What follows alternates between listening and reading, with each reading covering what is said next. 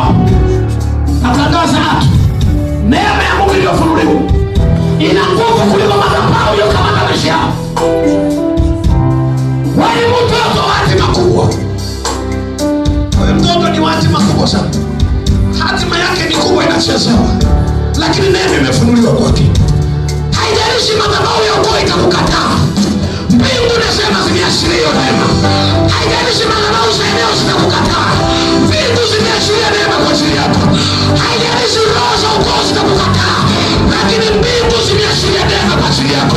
Katika jina la Yesu, katika jina la Yesu, katika jina la Yesu, katika jina la Yesu, katika jina la Yesu, neema ya Bwana iko kwayo. Isaidie maisha yako. Kila mtu endelea kuomba, kila mtu endelea kuomba. Mahali ulipoendelea kuomba, mahali ya Bwana, neema yako iliyofunuliwa ije kwangu, ije kwangu, ije kwangu. Neema yako iliyofunuliwa ije kwangu, ije kwangu. Oh Bwana, nigusie watu.